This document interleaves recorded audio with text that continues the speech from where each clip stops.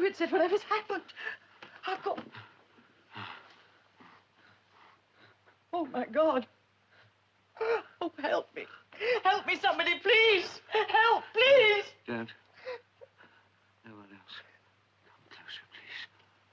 No strength. How strange to lose it. Listen, please. I've bundled it. Tell them I've messed it up. Nobody to blame but me. No, no, Doctor, not you. Never you, Doctor. Yes, me. Nobody to blame. Doctor, please, please.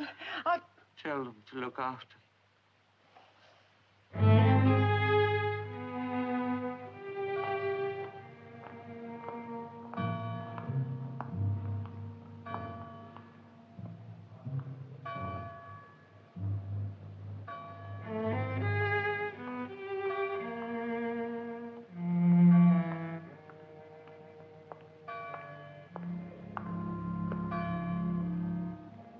Sir Frederick? Sir Frederick, you all right? I've never felt better in my life.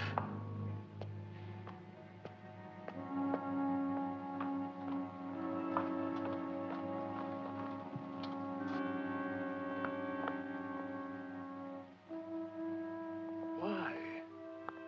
Dr. Gillen, why should he do it?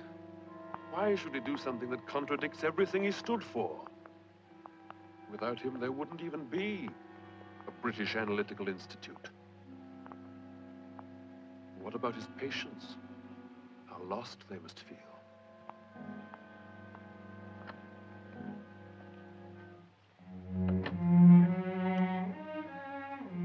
Would you read that back, please, Mrs. Santana? Therefore, gentlemen, it is imperative. Imperative.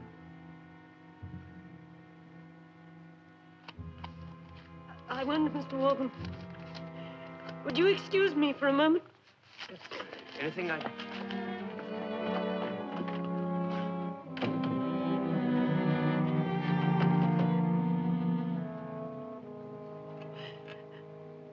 I'm sorry, Dr. Whitsett.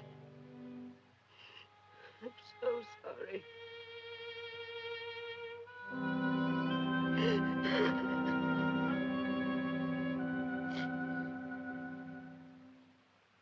£2,000 for a crayon drawing.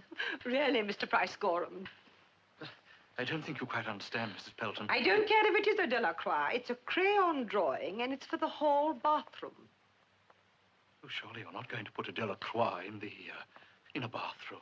Mr. Price Gorham, you've been making a fortune out of us for the past 10 years. I've no objection. You have nice things. You're convenient. I've even bought some of your own work, so don't let's have a nasty scene. Send it around. Oh, I like that frame. Don't change it. A Delacroix in the bathroom. Exactly.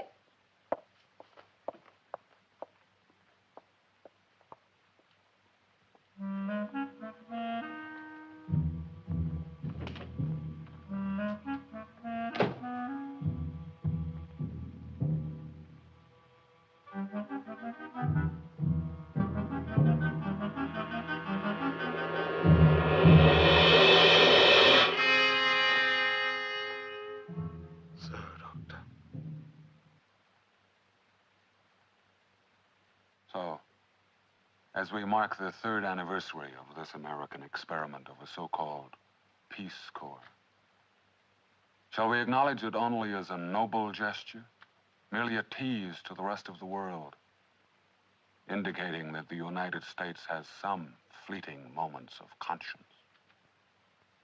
Or will it snowball as many symbolic gestures do, and become the pioneer of a massive reevaluation of man's obligation to man? This is Alex Stedman for the American Page. Thank you, and good night. Hold it, studio. Hold it. That's it, Mr. Stedman. Could you hold on for a video check? Marvelous, Alex. Absolutely marvelous. It's going to be a great show. I think they're really interested. Interested? They eat it up. Of course, it's got to have the sour side. They do like it a bit nasty. You do it beautifully, and they believe you, Alex. An American reporting on his own kind. You mean turning on his own kind? Why so testy tonight? Don't you like being able to do a show about something good that's happening? You taking this show seriously? The whole world is unraveling. And we're trying to tell the British public that their American cousins have come up with a Boy Scout movement to stop space-age delinquents. You know what, Alex? Stay gloomy. It's money in the bank. Everything's product to you, Lou. Even a point of view. You're an impressive person, Alex. An unusually sober news commentator with a world-weary personality that people find attractive, yes. That is a product. What would you call it? Product. Cheer up, Alex. You're off camera now.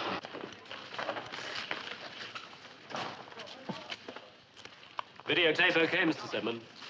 All right, studio. Thank you. Wrap it up. Home to mother, boys. Good night, Mr. Stedman. Good night, boys. Yep. Good night, Mr. Sidman. Good night, boys. Good night, boys.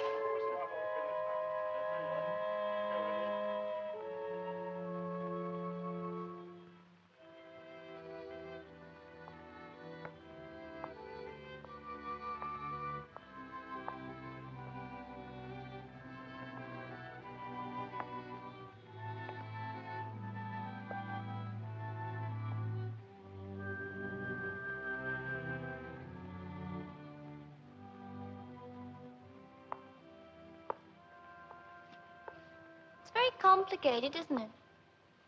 It has to be. Why? Saves people from having to think about what they're really doing. They have to concentrate on how to do it. That's therapy. Doesn't really help. Therapy. Are you looking for anyone? I believe they've all gone home. You haven't. How did you get in? I lied to the guard. Why? I'm obsessive. I lie to guards. It's not very serious. I love TV, even when it's terrible. I think I'm going blind from watching TV. You see? Look closely. See the deterioration? I'm a victim of the electronic age. Me too. My father says you're a collector's item. He said you're an honest man. I've seen you in real life before, Mr. Stedman. Where was that? My father's house. Who was your father?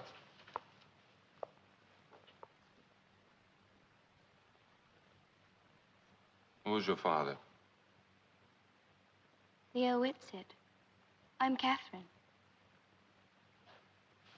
I don't know your father. You better go home now. You do know him. It's late. You should be home. I don't have a home anymore. My aunt and uncle have inherited me, I think. My house is closed. It's all locked up. They had such a lovely house. Don't you remember? They won't even let me go there anymore. What can I do, Miss Whitson? What do you want of me? My father didn't kill himself.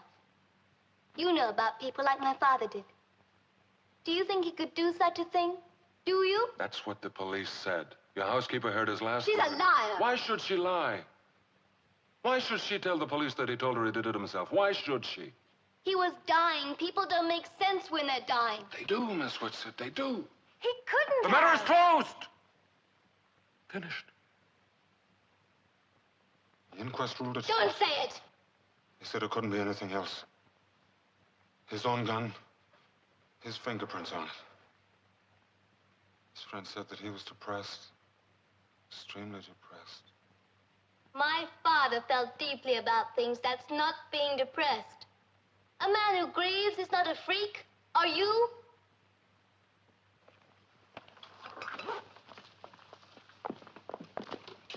My father was murdered. He was. The idea of suicide would be the most terrible thing in the world to my father.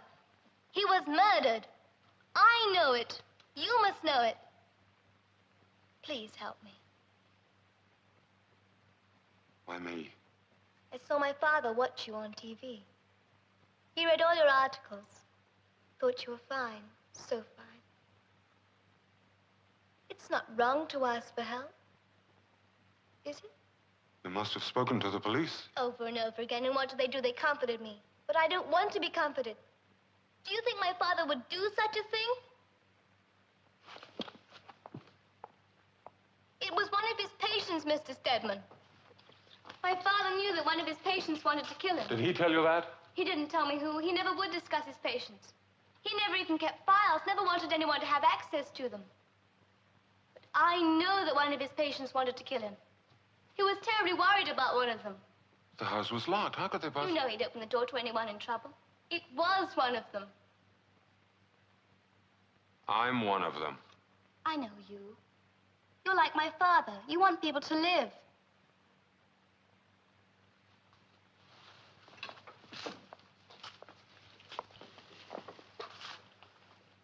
Will you help me, Mr. Stedman? Like my father helped you?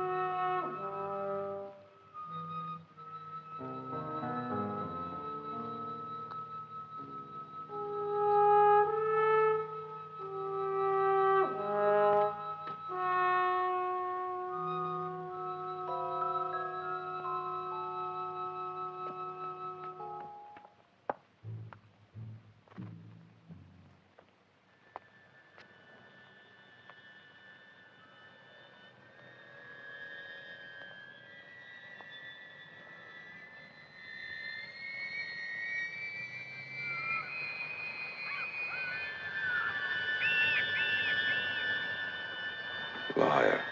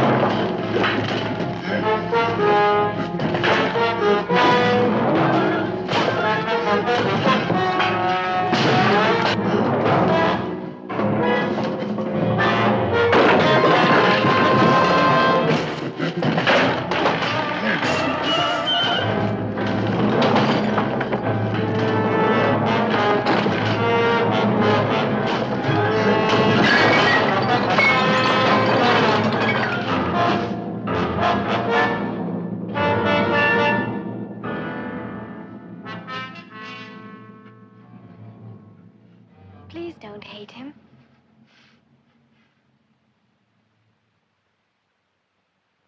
Know how to ride a bike? Yes. Never forget, do you? Don't know. You're young.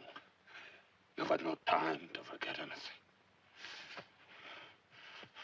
I forgot how to whistle, how to grin, how to talk to children without frightening them. But then a man told me I could remember. He tried to make me believe I hadn't seen what I had seen. So I tried. I really tried. And then I heard a shot. The lesson was over.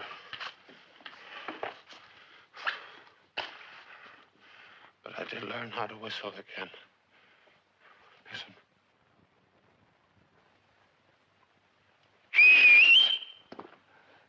And I have learned to laugh all over again.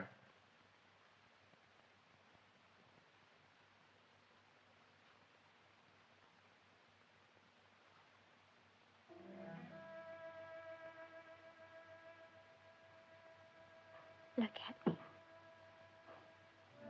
Please look at me.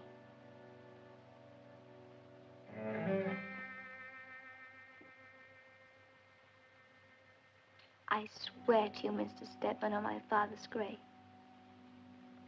that he did not fool you, that he cared, that he did not die the way they said.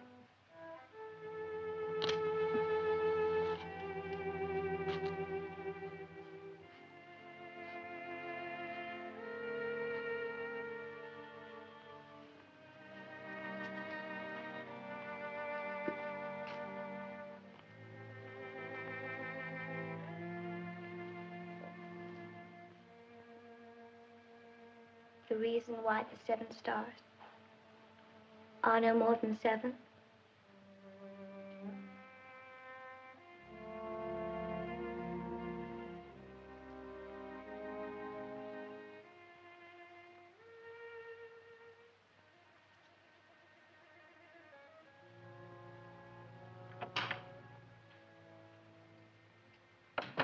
Because they are not 8.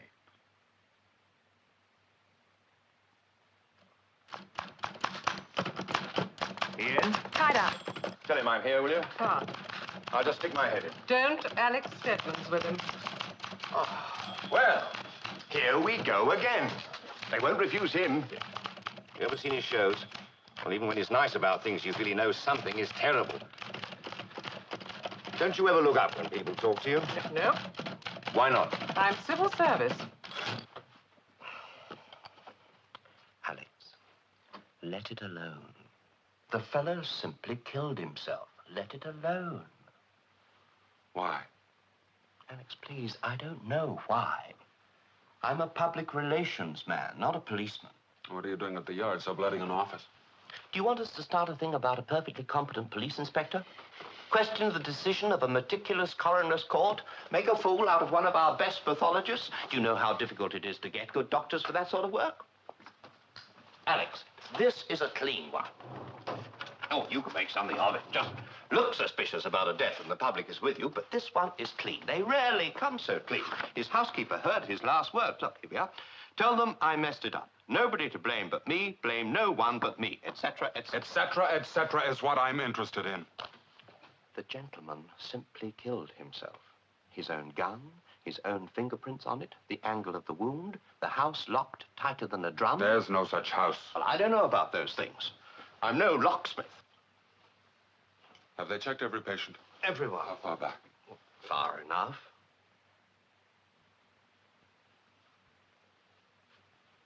I'd like that list. I don't have it. The CID doesn't throw that material around. It's privileged information. You mean conveniently privileged? The police can use it, the courts can use it? And that's it. Not even the patient has access to them. A doctor's file. There aren't any files. I just want the names of the patients. I'll make it even easier for you. Just the names of the patients he was treating at the time. Even the names of the patients fall into the same category. And your people have checked them all. Patients seem all right. Case closed, right?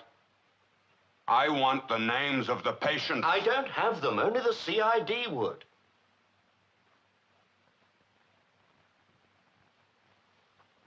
You know, Larry, if there's someone on that list who is being looked after, your people would be making a mistake. Are you accusing us of protecting somebody? Not to cover a crime, no, never that.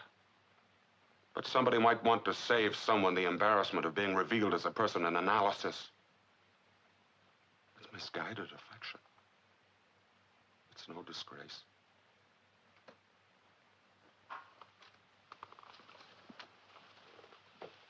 You ought to sneak a look at that list, Larry.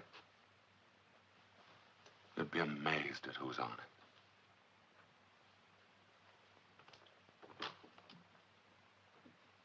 Mr. Stedman, I'm not debating with you, and I'm not being interviewed by you. I revered Leo Whitsett. I revered him as did the whole profession, but he's dead. He committed suicide. That's a fact. It will not affect my work. Won't it? A leading analyst takes his own life, contradicting everything he stands for. How do you explain that to your patients? I tell them it's not pertinent. It's not pertinent to their treatment. Would it be pertinent if you could tell him that he didn't commit suicide, that he was murdered? By a patient? It's impossible. And Leo Whitsett did not treat psychotics. You know the time he spent teaching at the Institute, lecturing, writing. He limited his private patients to good, healthy neurotics. Good, healthy neurotics? Yes. People able to function within reality. A neurotic knows who he is, what he is. He's disturbed, yes, most people are. But he's not a psychotic. And analysts do not treat psychotics. Some do, with entirely different methods. Mr. Stedman, a psychotic is a person who is suffering a major illness. Unlike the neurotic, his ability to judge reality is impaired. He lacks a kind of glue. Yes, we call it glue. We don't really know what it is, but it's the force, a certain kind of strength, which enables a person to adjust, to adapt to stress and change. And lacking this glue, a person cannot cope with the pressures of life unless he sets up defenses, which are sometimes irrational, sometimes debilitating, sometimes... Sometimes what, Doctor? Violent?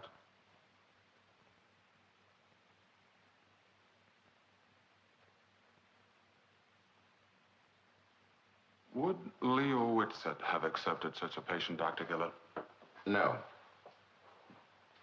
Not knowingly. How else? Sometimes you might accept a patient and discover in the course of treatment that you have a borderline schizophrenic. If Leo Whitsett had not knowingly accepted such a patient, would he have stopped treating him? Not necessarily. He might feel the patient would be more hurt than helped by a change. Change, Mr. Stedman, is the most traumatic pressure on the psychotic. If, in fact, Leo Whitsett did have among his patients a psychotic, would it be possible for Whitsett not to know that he was treating a patient who might kill him? There's one type that might fool anyone. The paranoid schizophrenic. Would it be possible for this type of patient to murder him and make it look like suicide? This type might kill his doctor. The doctor might represent the agonies, the inability to cope. And the destruction of the doctor would temporarily alleviate the psychic pain. Then this type might, and I repeat, might, conspire to make it look a suicide. How would he behave afterwards? He could behave like any patient hearing of his doctor's death. He'd appear to be heartbroken, even happy. Might be bitter. He might not even remember what had happened. Then he would be the most difficult one to find. No conscience, no fear, nothing to hide. Mask of innocence. They could behave in so many ways. They could appear to be absolutely irrational. He could behave like you, Mr. Stedman. Could he continue to hide it to keep up the pretense? Yes. And the violence, the desire to kill, would it reappear? Inevitably. When the stresses became too much, when the pressure grew unbearable. Suddenly? On impulse? Sometimes it might be the result of very deliberate plotting, very careful scheming. Sometimes a sudden, violent outburst.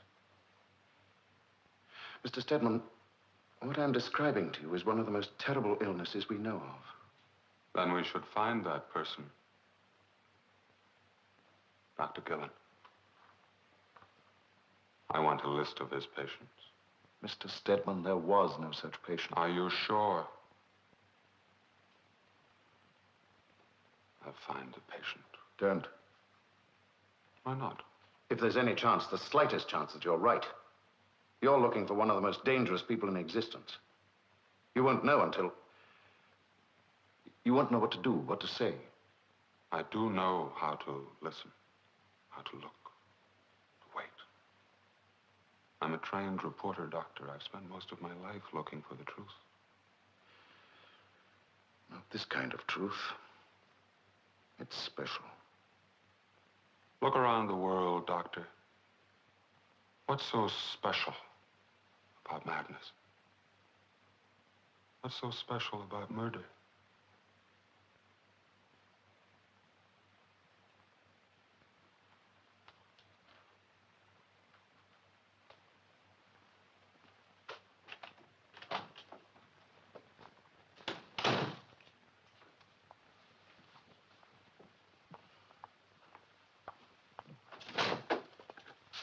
What is it, Mark? Your lecture begins in a few minutes. I know. Anything wrong, Doctor? Nothing. I've merely been interviewed. I think quite thoroughly. What are you staring at? Oh, nothing. I've rarely seen you smoking. Stop being so damned observant. You student analysts are compulsively observant. That's all you do is observe. Spend so much time observing, you don't have time to think. Let's go. But keep in mind, Doctor, there may be times when a man smokes a cigar because he wishes to smoke a cigar. You've twisted everything. You're cannibals. Kathy, please. I didn't mean anything. I know exactly what you meant. Come on, Kathy. I'll go home with you. Don't go back to that house again. Kathy, don't walk along the river by yourself. I've always walked home that way. But you don't live there anymore, Catherine. Your father... My father did a lot more good than all your ancestors put together. Kathy, Laura didn't mean anything. I know exactly what she meant, and you're a defender that's just as cruel. Kathy, I will not explain again. I did not insult your father. You think you've won something, don't you?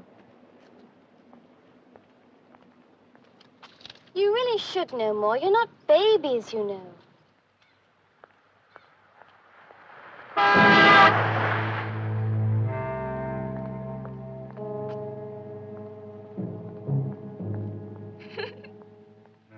Suicide, you know.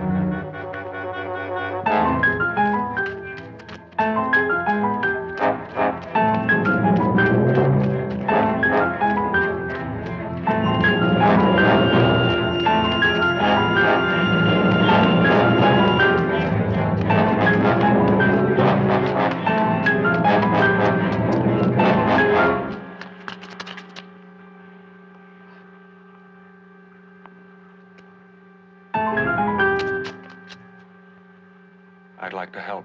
I don't believe you. Why did you follow me? I didn't follow you. I was waiting for you. Why did you follow me? Why should I follow you? Why should I frighten you, Kathy?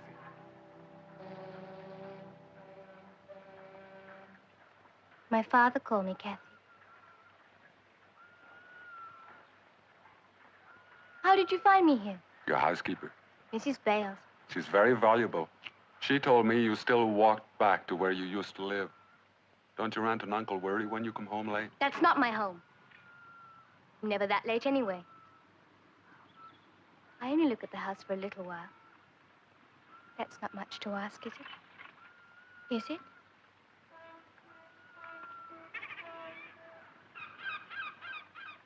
Alex, do you like those sounds? Yes. Very much. Why should someone follow me? What more is wanted from the Witzes? What did we do? Let's just listen for a while.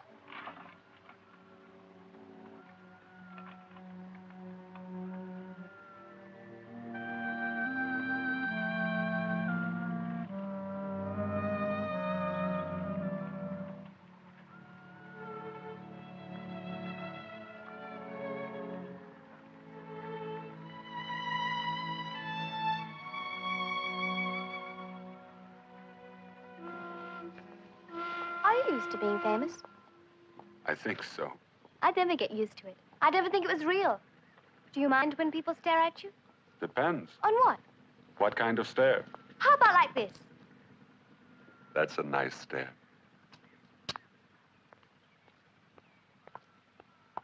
He has to stare forever, no matter what. He just has to keep staring. The price of telling tall tales.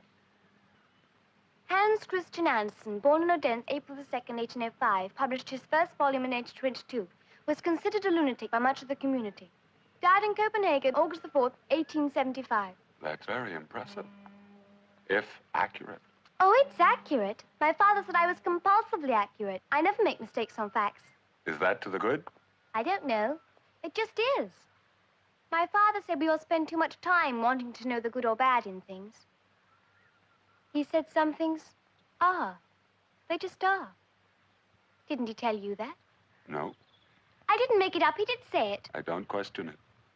He rarely said anything to me. I did most of the talking. He knows the third secret. The third secret. My father said everyone has 3 secrets. The ones they won't tell people, the ones they won't tell themselves. And? That's a secret.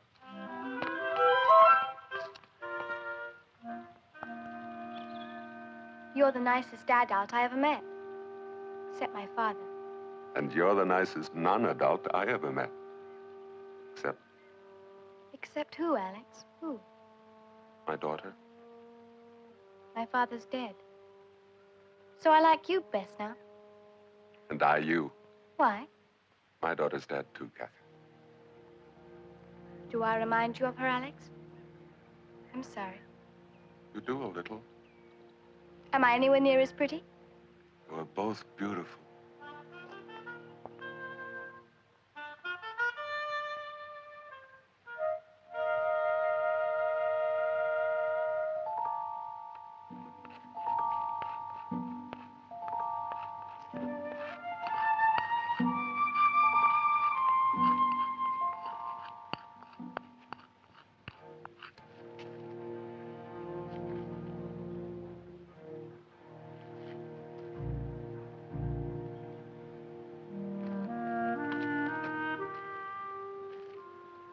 It's all right. My father didn't get them all either. I bet you copied them as you wrote. Never, honest, I didn't. I just remembered things. I'd write part of a line from Shakespeare on the wall in front of the house. The next day, my father would sneak down and finish it. We never told each other, but we knew. Then he stopped. And then you started to finish them, Alex. How did you know it was me? I watched you. You always walked along the river before your appointment with him. You never missed one. Till now, never. It's early. It's late. Please. Before we go. My father, he didn't. Please believe me. I believe you, Kathy. You do? Then you'll tell everyone, won't you, Alex? They'll believe you. I'm afraid not. Kathy, I've been to the police, been to your father's colleagues. I can't even get the names of his patients. I've tried. I know them. You know them, but your father He wouldn't. wouldn't dream of telling me. But I knew anyway. You see, he'd always leave his mail in the outside hall. His outgoing mail. Mrs. Bells took it to the corner. How could you tell I'd see who he was writing to. Kathy, your father probably had correspondents all over the world. But every month, the first of every month, there were 4 letters. He wrote 4 certain letters the first of every month. Didn't he write one to you every month, Alex? Of course, the bills. Right, and I remember the names and addresses. I remember them. That's enough, isn't it? It was one of his patients. I know who they are. I know their names. Isn't that enough?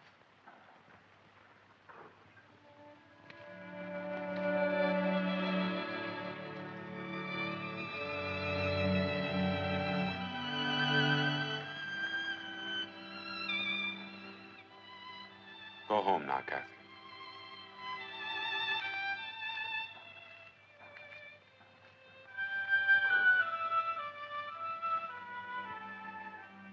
Isn't that enough, Alex? It's enough. Shall we meet you tomorrow? Yes. Thank you, Alex. I'll bring you a list of the names.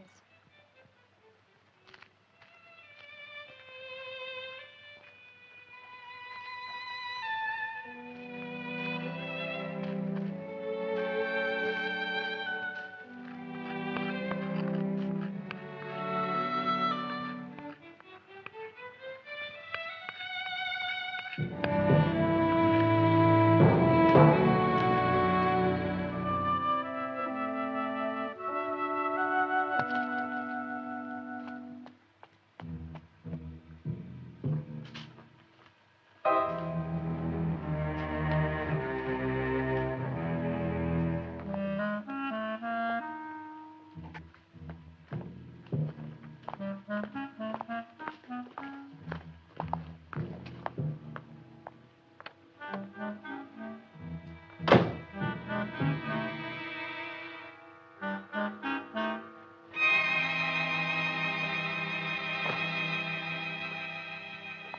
always thought I wanted to own a Vlamink. They've practically disappeared. Stolen. What? Oh, no. Museums. And, of course, the Americans. They'd buy Nelson's column if we let them. Sure, why not? Oh, I'm terribly sorry. I didn't mean... It's just that we've practically forgotten that you are an American, Mr. Stedman. You've almost become a fixture. That's terribly hospitable of you. May I be of any service? I don't think so. The proprietor was Oh, shown I'm here. the proprietor, although that's not a phrase we use very much in our business. My assistant, Miss Humphreys, was helping you. Stedman. Alex Stedman. Price Gorham. Alfred. Price Gorham. We're very honored to have you here, Mr. Stedman. I know of you, of course. Although I'm afraid I get very little chance to watch your program. A place like this must keep you very busy. Oh, this is just the end result. There's so much more, you know, checking bankruptcy proceedings of large estates, going to auctions, traveling, buying. And, of course, the product is steadily shrinking. I know. The museums and the Americans. Oh, an oversimplification. Perhaps a little unjust. The world produces few masterpieces, Mr. Stedman, but many millionaires.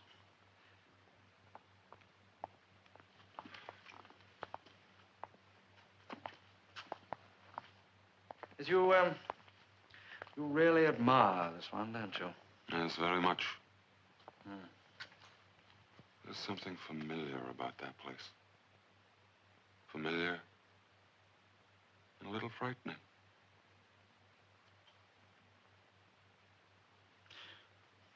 Yes, well, we've all been to places like that, Mr. Stedman.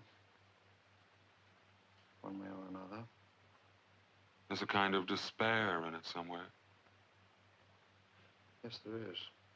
A sense of possible violence, a hint of horror. Yes. Yet all under control.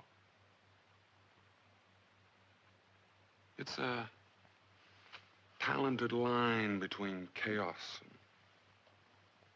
order. Yes, and an elusive line. You seem to have a predilection for the dark soul. Violence on a leash, so to speak. Oh, no. Not me, Mr. Stedman, my customers. The gentle, the light, the lyric. All dated. I'm afraid my place is completely old hat. Why? Well, I only have the gentle things, tender things, sometimes funny things. Could I see that sort of thing? Oh, you wouldn't be interested. They're mostly my own work. But I would. I'm not name conscious. Ada, Miss Humphreys, Mr. Stedman is interested in seeing some of my work. I'm not into anyone. Understand? Of course, Mr. Price Gorham. Anyone.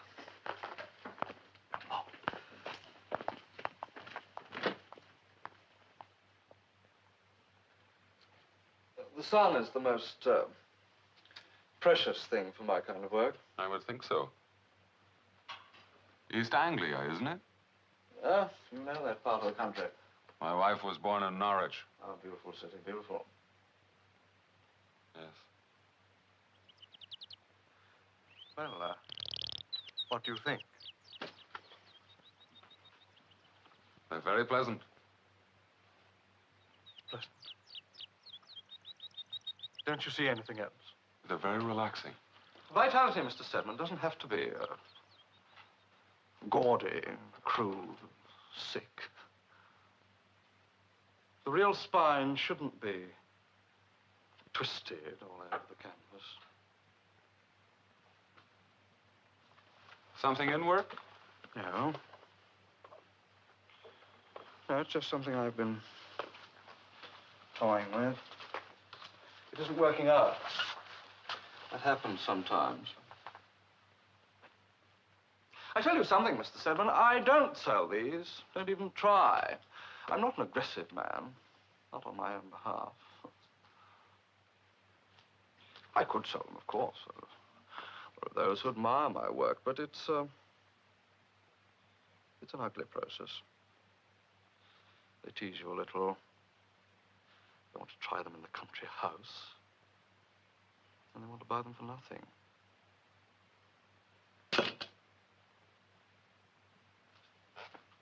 No, well, they're not for sale. He's never busy. Come along, Victor. It wasn't very clever of you, Mr. Price Gorham, to refuse to sell me the Delacroix. Put them anywhere, Victor. Oh, my God. There's enough junk here for a 2-year calendar. Mrs. Pelton, please, you bought them. I won't take them back. Won't you? Why? Because they're yours?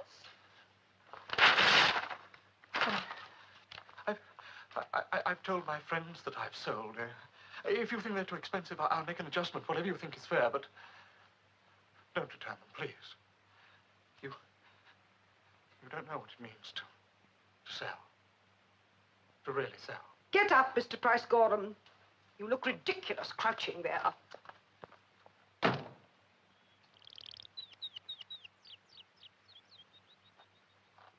I'd like to buy one of your paintings, Mr. Price Gorham.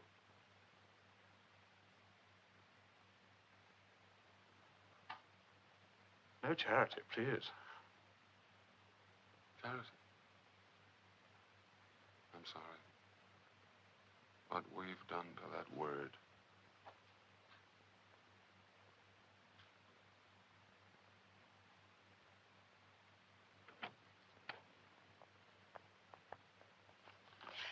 Oh, Mr. Stedman, we have a new collection coming in. I hope you'll visit us again. I don't think so.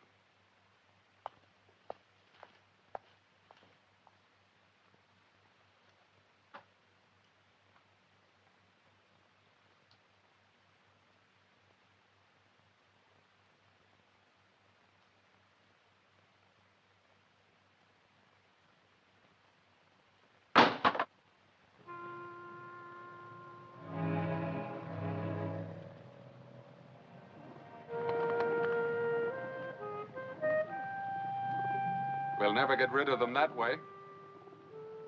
But why get rid of them? They're the only things we can count on to stay the same in London. Good luck to the pigeons. You think they appreciate it? Or do they take it for granted by now? Probably take it for granted.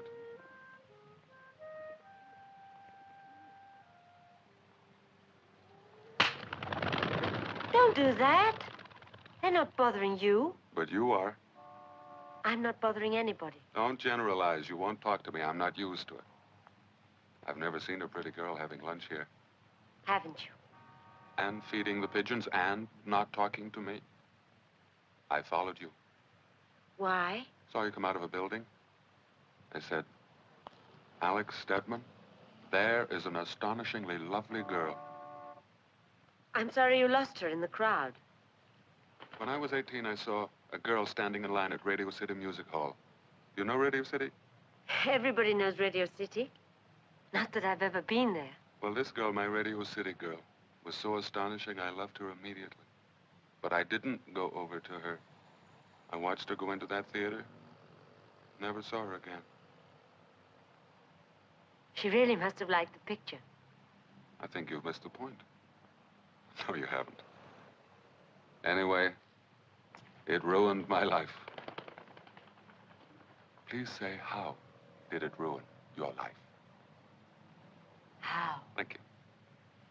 I've never been able to stop asking myself whether I would have married her, had 12 children, and become gentle. If people want to meet someone, they just have to go over or something, haven't they? I don't know. I think it's easier for some than others. My name is Alex Stedman. I'm thoroughly harmless. My name's Ann Tanner. I saw you too, Mr. Stedman. I was just trying to unfreeze. You were what? I was trying to unfreeze. To get up and say hello. To say hello to a man who's given me thought and pleasure. And I didn't think I ought to intrude. Well, I think that people like you ought to be left alone. I mean, oh, damn. I can't even get picked up with any style. Yes, you can. You've been very elegant. Oh, elegant. The only time I tried to curtsy, my father had to call the doctor.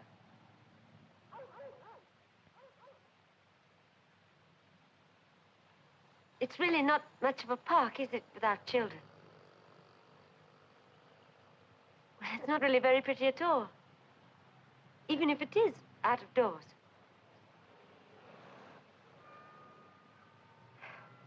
Well, I told you it was easier for some than others. If you had your choice and could spend the rest of the afternoon doing anything you wished, what would you do? I'd tell my friends how we met and how I dazzled you. No, seriously, what would you do? Would you call your boyfriend? I don't have one. Shocking. Not at all. Be frivolous for a moment, just as a game.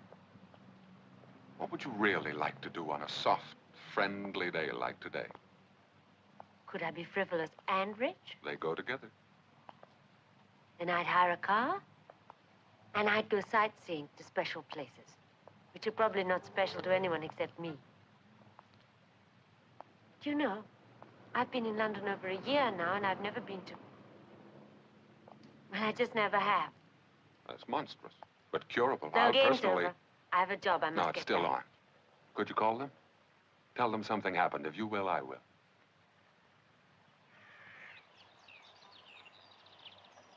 And then? And then? And then? And then I decided that if I didn't know what to do, to be, I'd come to London and find out. And? I found out that the only thing I could really do was type fast. And then faster and faster. Is that all you found out, Anne? No. I found out other things. What other things? Don't ask me, Alex. It's been such a wonderful holiday. It's been so full. I still don't know why you asked me, but I don't care. Don't you have full days, Anne? Aren't you enjoying London? You should be doing fine. You'll never own anything more than these years. Let things happen to you. Take the word of Mrs. Patrick Campbell. You can do anything you like in London as long as you don't do it in the street. And don't frighten the horses.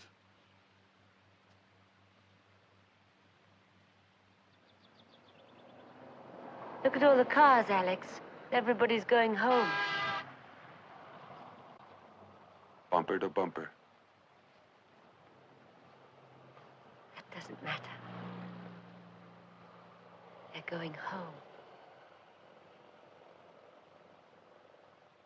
He said it would happen to me. He said... Who said? What's wrong, Anne? Can't I finish just one single solitary day? Just one. Without feeling desperate.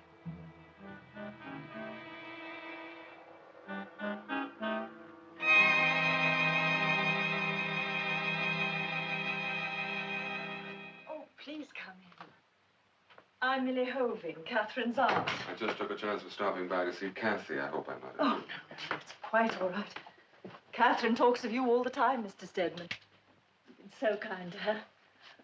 Won't you sit down? Thank you. I'll tell her you're here. She'll be so excited. She's such a nice child, Mr. Stedman.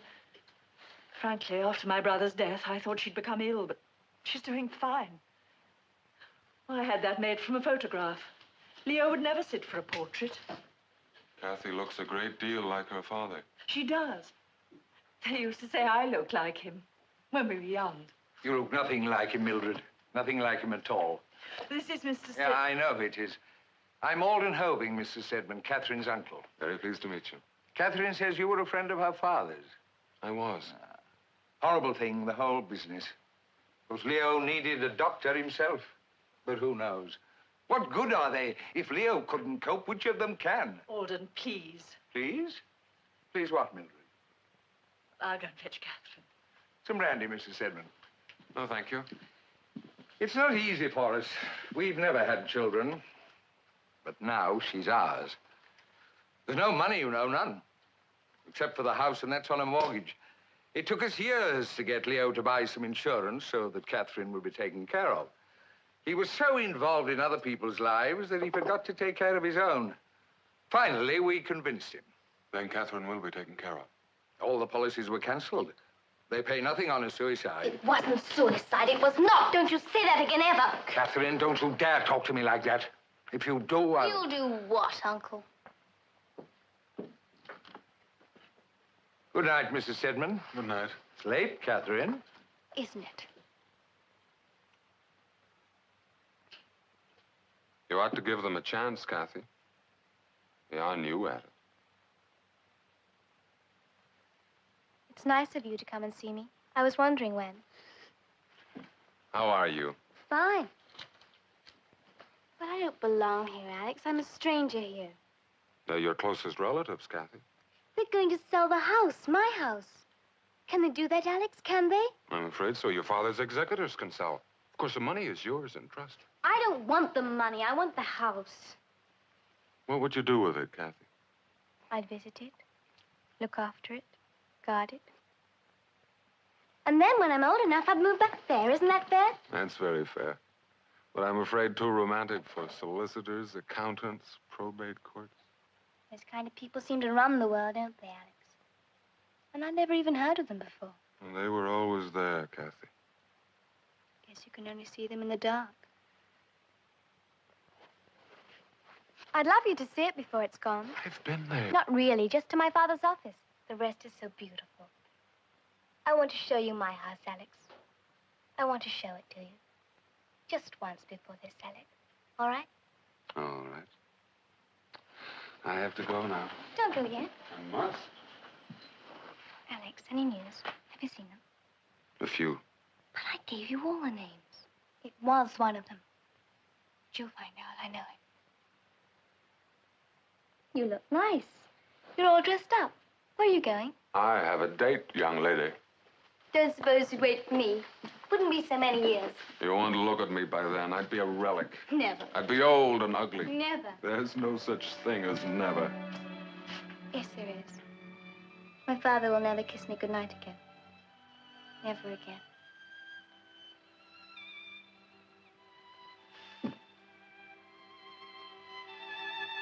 Good night. Oh, Alex, you make me cry. I don't see any tears. Inside. Always inside.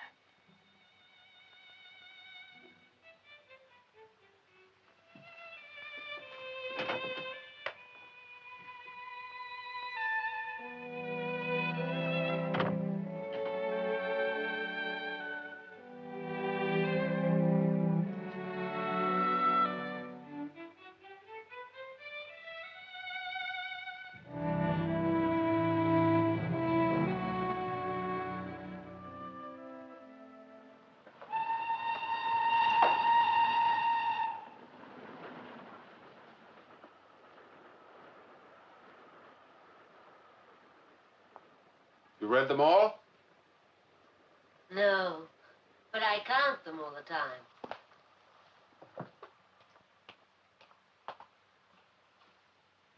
If you don't like it, I'll die. I like it. Don't die. Right.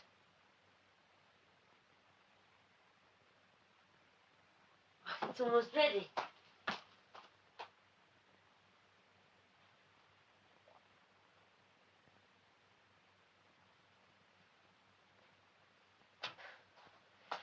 I'm terribly sorry, Alex, but I really am in trouble. Trouble? I still don't know how to talk to you. And you have given me time to practice. I don't know how to talk to any man, I suppose. You talk very well. No, I don't. I just react. I never initiate anything. I can't go through life just reacting. Like, oh, really? And do you mean it? And I have things to ask you. I've even tried to memorize them. I wanted to ask you simply, non-aggressively. I want to ask lean questions that even if you don't answer, neither of us will be embarrassed. But what comes out is a sort of sticky silence. And the smell of 2 hours nervous shopping. You're very articulate. Only about stuttering.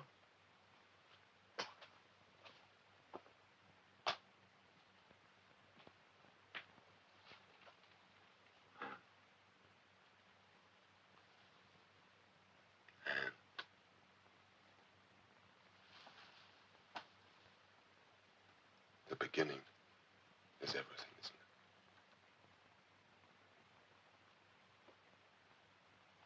it? No, don't do that, please. You see, I just react. And I'm so attracted to you. It's awful, isn't it? Turn around. Turn around. See how graceful you are? See how elegant? How really elegant you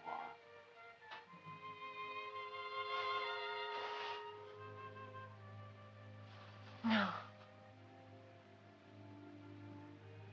Let me do it on my own.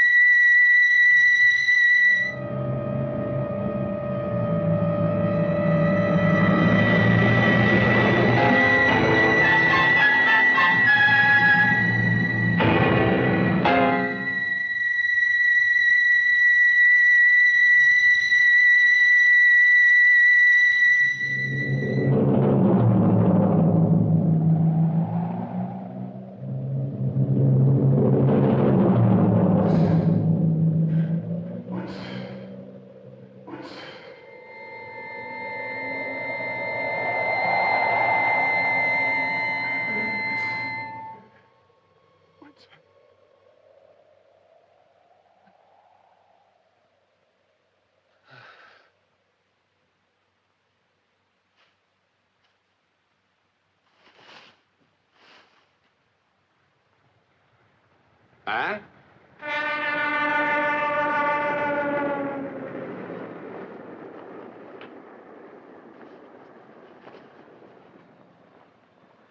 Anne.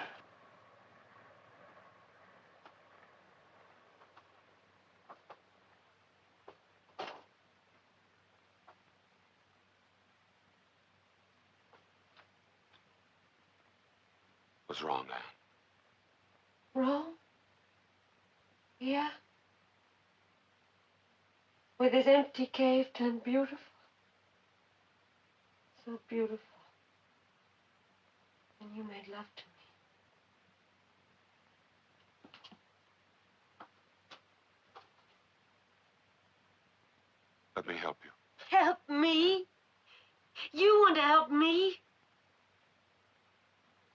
me then. I had a bad dream, such a bad dream. About millions of years of loneliness. Continents of cemeteries. You dream about the dead too, don't you? You dream about a dead doctor. Poor dead doctor. Oh, I dream about him all the time. But not tonight. I didn't need him tonight. I had you. Still, he was with us, tapping his way around like a blind, defrocked ghost. But it was your dream this time. For God's sake! Yes, for God's sake! You dream about your doctor, Alex, and you talk about him in your dreams. Our doctor. Our dead doctor.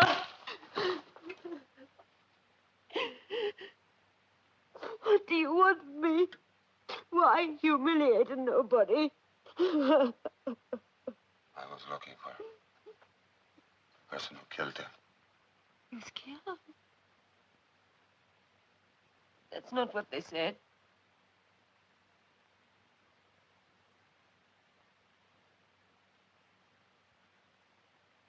And you thought that I might have killed him. Don't you care anything about people? Don't you feel anything for them? I feel for Leo Whitson. And that makes you so noble. A commitment to the dead. So easy. No witnesses. And what about the living? Is there something so antiseptic about us? Does warmth revolt you? Does being loved make you impotent? It took Whitset's death to make you care for him. He did not die the way they said, not him. Kill him. I pray for his poor soul every day of my life. He doesn't need your prayers. He needs his reputation.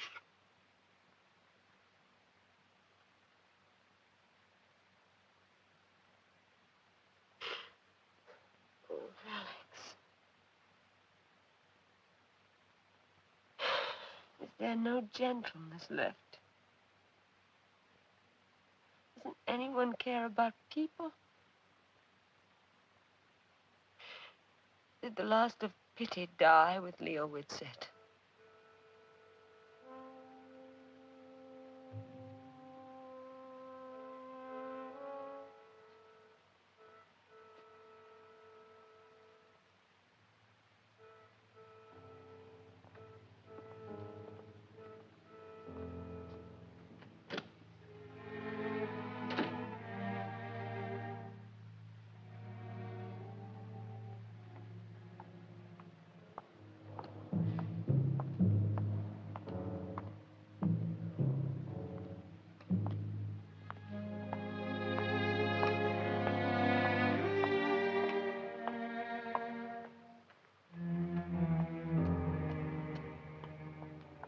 Proceeds was an experienced steel erector. The tower had already been erected to its full height of about 120 feet. But staging is required to be erected at various points up and down the structure to provide platforms from which the riveters could rivet the steelwork. The method of erecting such stagings involved the fastening of battens of wood known as needles horizontally at the sides of the structure. The inner ends thereof being approximately in line with the center of the tower, and the outer ends protruding out for some feet beyond the corner. Binks, I think we'll adjourn now. Tomorrow morning at 10:30. Of course, my lord.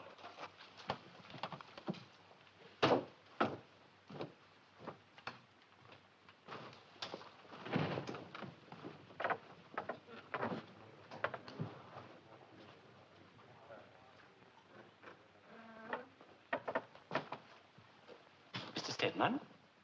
Yes. How do you do? My name is McHenry, Dermot McHenry. Yes. I am his lordship's clerk. His lordship's clerk. I see. Well, actually, his lordship was wondering whether you'd care to come to his room. It's I just don't know, Sir Frederick. You don't? Oh, well, his lordship... I know of Sir Frederick, of course. It must take a great deal of patience to sit through one of these. Actually, it's a most interesting case. I probably didn't get the full implication. I'm sorry. That's all right. Actually, his lordship was wondering whether you'd care to take tea with him. Sure. Oh, well, then, if you'd kindly follow me in. Great. Yes, why not?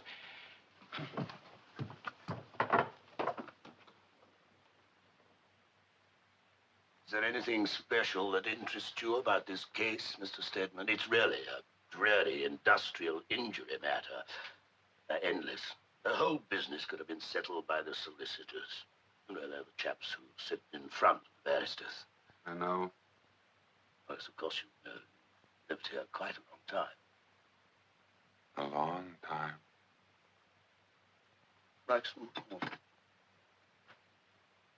I assume that you're thinking of doing a program concerning courts. For the moment, I'm just browsing around. Oh, yes.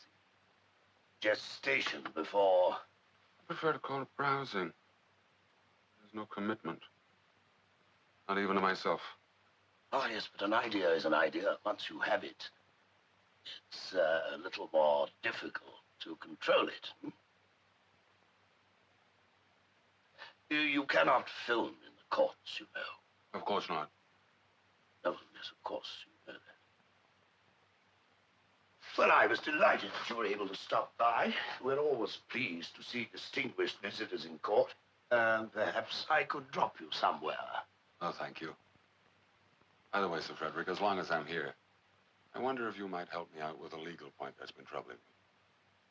It's just a small thing. Well, I should be delighted to clear it up for you. I want to know if there is a legal method for me to recover my file from my doctor. Under what circumstances? Actually, from my doctor's estate. He was an analyst. Surely your solicitor must have advised you that it's next to impossible. He said quite impossible. He said an analyst's files were never available to his patient. Privileged writings, he called it. Well, not technically, but in principle they're treated that way, and a very wise concept. I was able to see the files just before the place was sealed. Unfortunately, there was no time to destroy mine. Of course, I don't want anyone else to see it. What can I do, Sir Frederick? Oh, I don't think you need worry. After the estate has been probated, the executors will probably destroy them. They usually do. I think we can assume that no one will see your file. How can I be sure? I saw them. Them? I went through all of them. Mr. Stedman, I think that was an unconscionable thing to have done. My instinct, I guess. I can't resist looking at any information available, even privilege. Besides, Whitsett's dead. He can't possibly... Whitsett, he kept no files.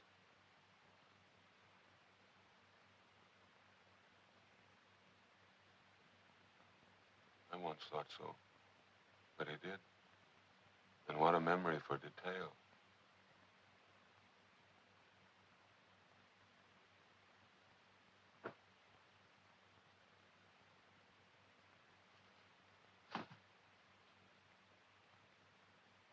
You were a long time getting around to this. I had an impression of your being a direct man. I should have been. And you know. We did keep files. No, I know that office as well as I know my own. He had no files, none. No secretary, no nurse. He didn't believe there should be any access. He had no files, none. Not in the office. But he did live upstairs, didn't you know that? I did. You know all about my career, of course. You've heard that I may be promoted to the Court of Appeal. Yes, Sir Frederick. I must confess you're as distinguished as you can get. Mr. Stedman, you really are a disappointment. You're not a gossip columnist. You've never been grouped with cheap sensation mongers. I'm a reporter. You're also a guest in this country. I live here. Yes, there's no need for that. Frederick, you wanted me to be direct. I'll try. The death of Leo Whitsett. Well, at first I couldn't believe it. A man like Leo Whitsett. But it was true. When I got back to London, they had confirmed that it was suicide. You got back? Where were you? I'd been sitting in Bristol. Mr. Justice Maxson had been taken ill. Where away? You were not in London when he died. What does it matter where I was? Matter of public record, anyway. What is important is where you were, and we know, don't we?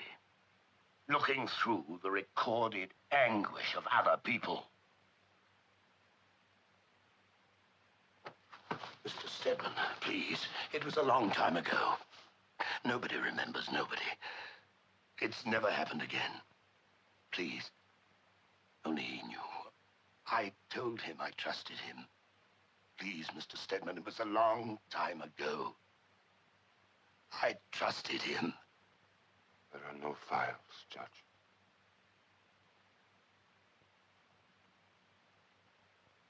There are no files. None. Just the names. Nihilistic patience. Why, Mr. Stedman? Why? To be this cruel, why? Save a man's reputation. That's not enough. That's not enough for one man to do this to another. Why? Thought it was for his reputation. It was for me. I have to know for me. Why? So if he died that way, I can't believe anything he said. Told me I could live again. I believed it. I believed him.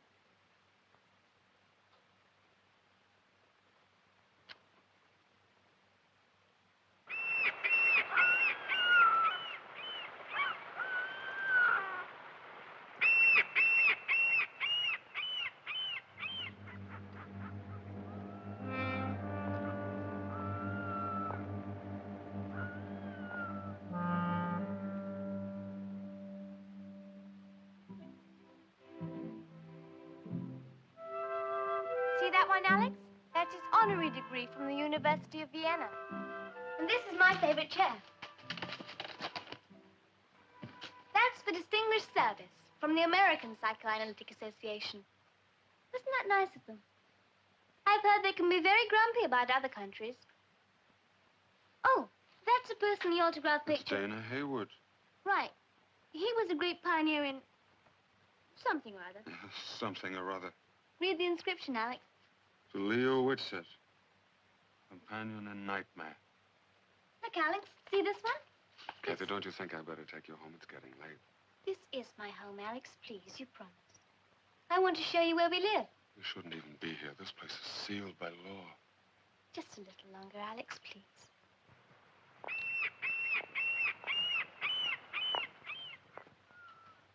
What's that? Oh, my father used to go there. It's near Colchester. I've never been there. That was his place. He went there to walk and think. He wrote his articles and books there. I used to nag him to take me. But he said there was nothing but mean trees and unruly shrubbery, a hard bed and a bumpy road. Come on, Alex. I want you to see more. I think I've dreamt about that place.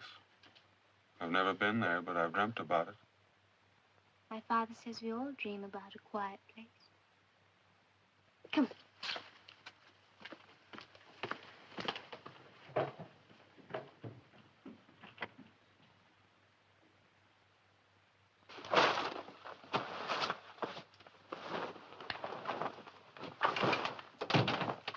It is your room, Kathy. I don't mean to be childish, honest. But I can't let them sell it. It's like selling your memories. Like taking away the years. Like they never were. It's not fair to sell a person's memories, is it, Alex? You'll keep your memories, Kathy. Believe me, it's just a room in a house. Long ago, it wasn't here. Something else was here. Kathy, everything changes. That's the real truth. Maybe that's true. But it doesn't mean anything to me. Isn't it true that the rain is wet or the grass smells sweet? That doesn't matter. What matters, Alex, is how you feel. And I feel that the end of this house is the end of me.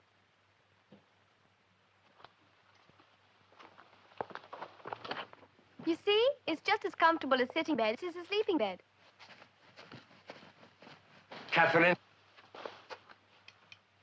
Mr. Hoving. Wait outside, Kathy. Outside, Kathy.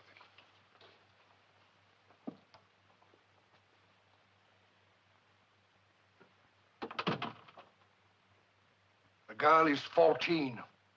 14, Mr. Stedman. Did you just remember her age? You pig.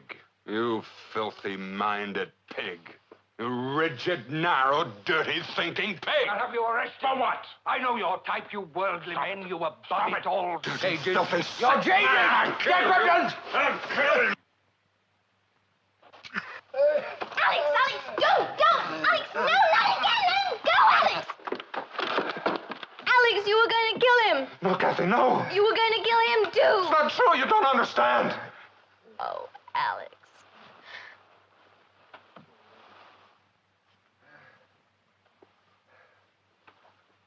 No, Kathy. No.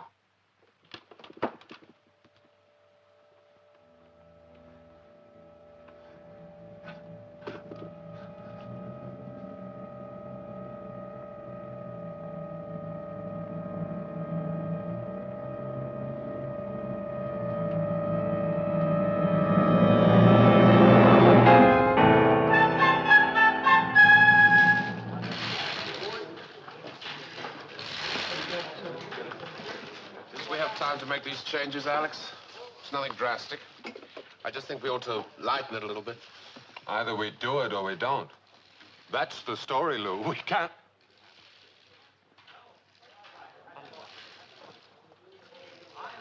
Please turn up the sound.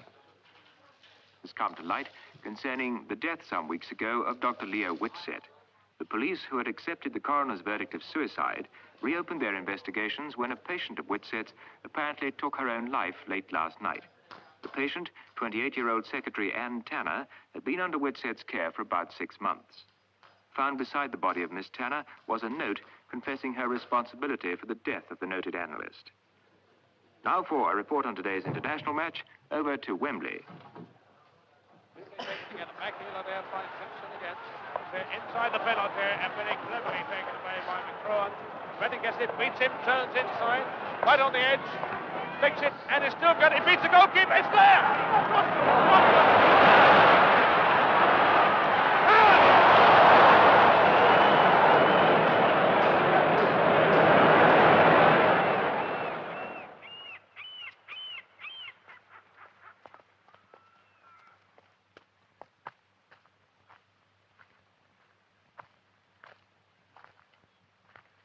Won't you talk to me, ever?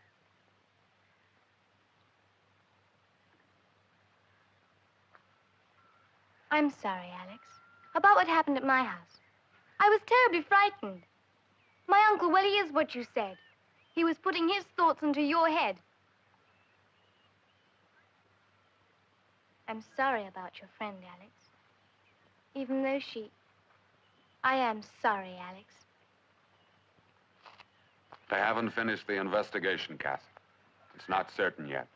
It has to be her, doesn't it? They said I can keep the house after they have a formal report. The insurance will be all right then. I'll be able to keep everything. My father wouldn't want strangers living in the house, Alex. I know he wouldn't. I don't want anything of his to be sold. What about the other house? Oh, the one in Colchester. We didn't own it. I'd never been there. It had nothing to do with me. My father said I wouldn't like it anyway. Just some mean trees, a hard bed, and a bumpy road. Yes. But I can keep my house, Alex. And I can come and go as I please. We may rent it for a while, but only for a while. Never need have happened, Alex. She was his newest patient. He shouldn't have How taken... do you know she was the newest? The mail. The monthly letters to her started after the others. See how observant I am? It's frightening. If only he hadn't taken her. He was tired. He worked so hard at the Institute. 5 patients were too many. He shouldn't have... 5? But there were only 4. 4 patients, Kathy. Of course 4. Didn't I say 4? No, you said 5. And you're never wrong with facts, are you? Go on, try me again. Anything. Go ahead, try me. All right.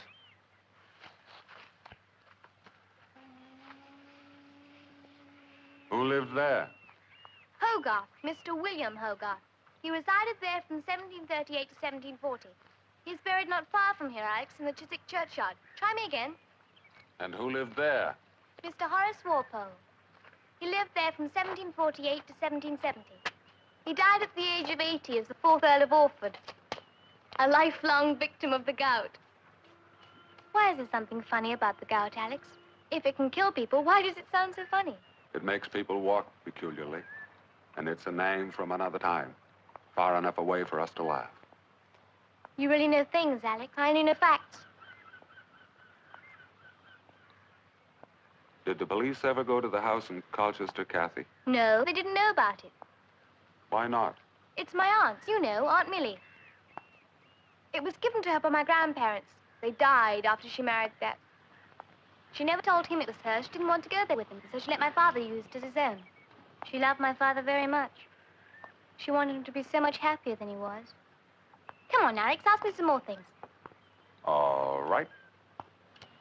The address of the house in Colchester. Now, that's difficult. An address you've never been to. Easy.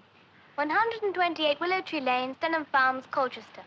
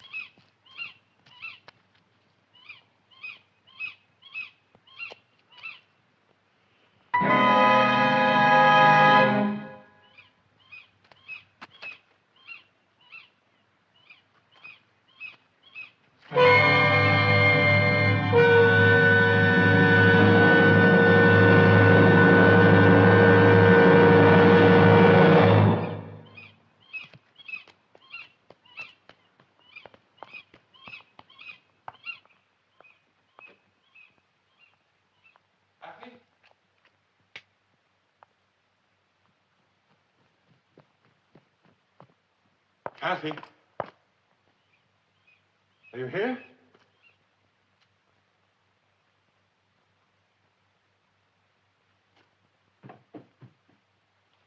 Kathy, don't hide from me.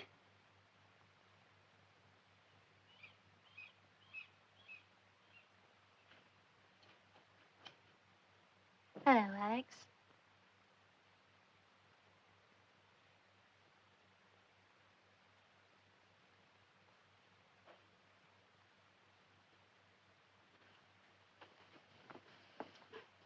I was downstairs, Alex. I'm sorry I wasn't here to greet you. I was worried about you, Kathy. The housekeeper said you were staying with a friend. I am. Are you going to stay here all alone? I'm not alone. I think we ought to go home now, Kathy. Where's that, Alex? Where there are people. People who care. There's no such place.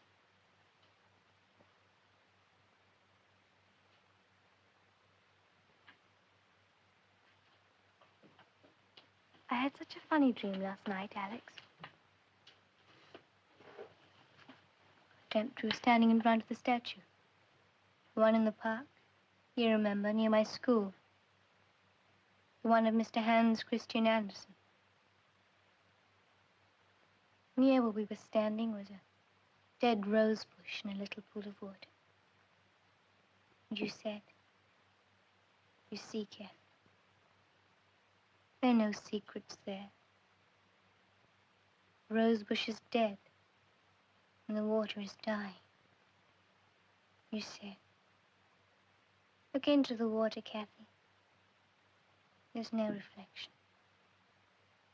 The water is dying." Let's go, Kathy. There's nothing left here. You said that in a dream, Alex. Let's go, Kathy. There's nothing left here. You're cleverer than I am, Alex. Just older, that's all. Much cleverer. You knew I meant 5 patients, didn't you? Yes. That game about Mr. Hogarth's house and Mr. Walpole's house. It's not a game, was it? No, it wasn't. You know what the third secret is, Alex? The first is what we don't tell people. The second is what we don't tell ourselves. And the third? The third? The third secret is the truth. Yes. You see, you find out by understanding. I only know because my father knew. Don't stay here, Alex. This place is closed. It's all sealed up. Please go home. I love you, Alex. And I you. We'll go together. No! No! Wait, Kathy! No! Don't run away!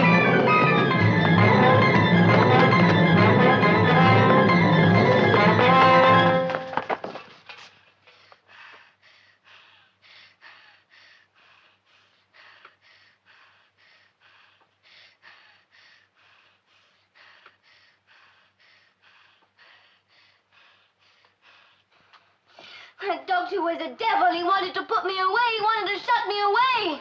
Father loved you, Kathy. He wanted to help you. You think I'd kill my father, don't you? He loved me. He begged the doctor not to send me away. Kathy, there was only one person. They had a fight. I know they did. I went looking for my father. I wanted to make him some dinner. He was getting so thin. But he wasn't home. There was someone else in the house. I took his gun. I came down here, and Kathy, you didn't mean It was a doctor I killed. But they sent another one, you. And you want to send me away, too, like him. Oh, Kathy. It was the doctor, not my father. I loved him. Not my father.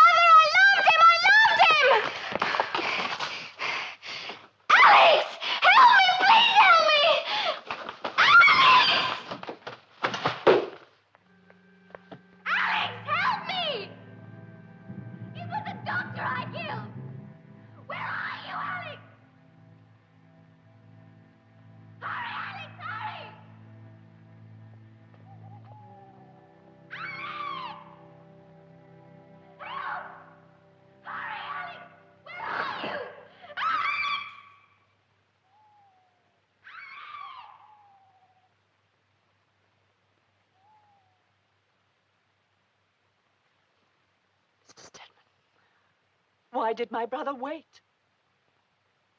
He loved her. He was human. He was weak. My brother was one of the strongest people I know. And a doctor, a fine doctor. He was. And as a doctor, he made an early diagnosis. Borderline schizophrenia. That there was a chance she could still go to school. Took that chance. There's a chance she could stay with him. He took that chance. My brother wouldn't consider taking such a chance. And never with Catherine. Only with Catherine. Mrs. Ovey. Your brother must have been heartbroken. Trying to keep his child out of a world of screams, of silences. Out of a world where she would grow old.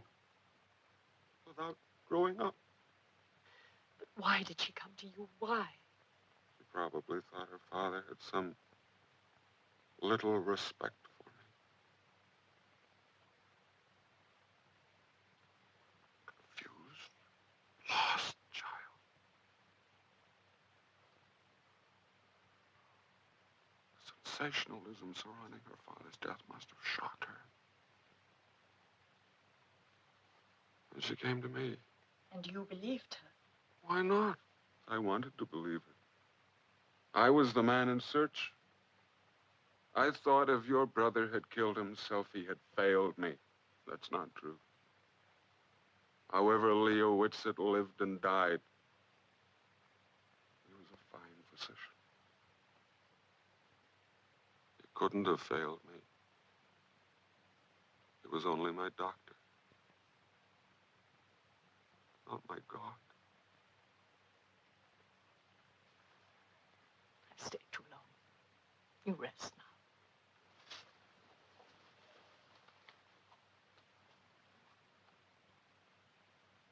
Do you know who saved your life, Mr. Stedman? Do you know who called me, who called an ambulance? Do you know whose arms were holding you when we came?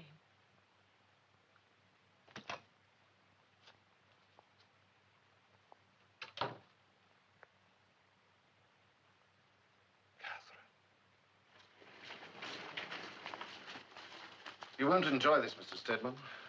I don't expect to. She won't speak. She won't hear you.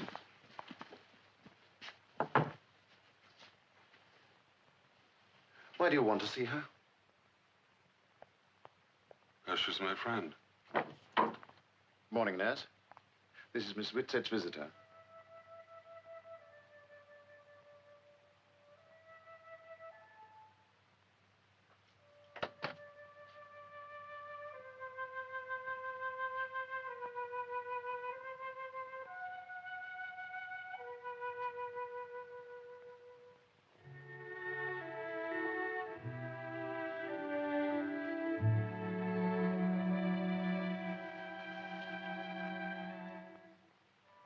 You look fine, Kathy. Just fine. I'm fine, too. All better. I have permission to visit you all the time. Just like family.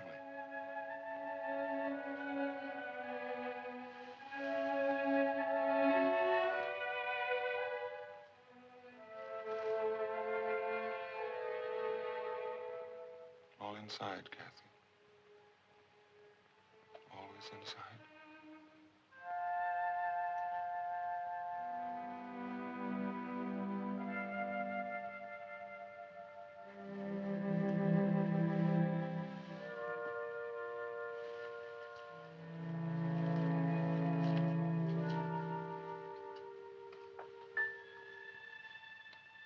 It's a good thing what you found out, Alex.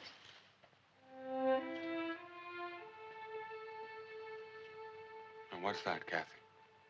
That he didn't die badly. It's a good thing, isn't it, Alex?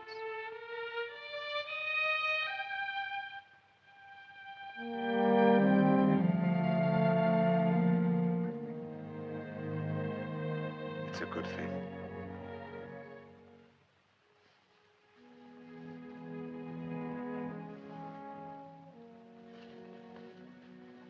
Look, Alex. I'm crying.